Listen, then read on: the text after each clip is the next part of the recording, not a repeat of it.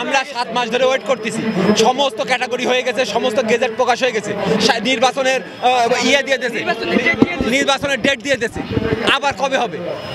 এই সবাই যারা আগে তারা টাকা পাচ্ছে, তারা সুযোগ সুবিধা পাচ্ছে, সব পাচ্ছে, তারা সম্মাননা পাচ্ছে, মাসিক ভাতা পাচ্ছে, আমরা আর কতদিন ওয়েট করবো? তার মানে কি আমাদের করবে না এরকম একটা তাদের চিন্তা ভাবনা আছে নাকি? যাই হোক, আমরা আর বেশি কিছু জানি না, আমাদের যেটুকু বলছে বা বুঝাইছে আমরা এটুকুই শুনছি, তো আর বেশি কিছু বলার নাই, আমরা এটুকুই জানি। জি, আমি শেরপুর বগুড়া থেকে আসছিলাম, আহত, আমি গুলিবিদ্ধ একজন, আমার মাথার ভিতরে এখনো বুলেট আছে, 3টা বুলেট আছে। এই বুলেট নিয়ে এখনো আমি সামাজিক মর্যাদাটা এখনো পাইনি, কি আমি পথে পথে ঘুরতেছি।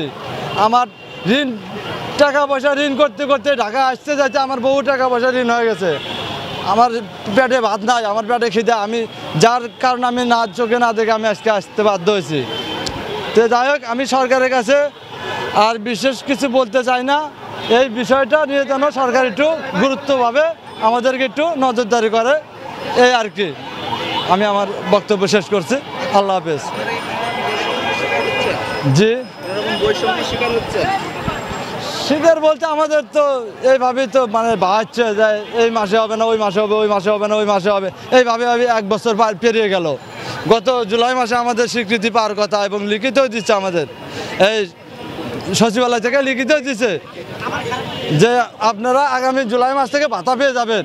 আমাদের ব্যাংক অ্যাকাউন্ট সব কমপ্লিট, সব কিছু কমপ্লিট, অথচ আমরা তার কোনো আমাদের হয় না, এমআইসি হয় না না হওয়ার কারণ কিছু কিছু রাঘব বল এখনো সচিবালয়ে বসে আছে, যার কারণে আমরা কোনো সুযোগ সুবিধাই পাচ্ছি না। আমাদের না, এটাই তো সমস্যা, এই জন্যই তো হচ্ছে না, এই জন্যই হচ্ছে না। আমার কথা যে এই জিনিসগুলো সরকার যেন খতিয়ে দেখে এবং আমাদের অধিকার যেন, আমাদের ন্যায্য অধিকার আমাদের যেন ফিরিয়ে। দিন রাত কাজ করতেছে ক্যাটাগরিটা যাতে দ্রুত করা যায়। এরপরেও যদি আপনারা এরকম করেন তাহলে কিভাবে করবে? ক্যাটাগরি তো ভাই হঠাৎ করে দেওয়া যায় না। এই যে ধরেন অনেক আহত আছে, তাদের সাথে ভুল আছে, এগুলো সংশোধন হয়ে ইনশাআল্লাহ।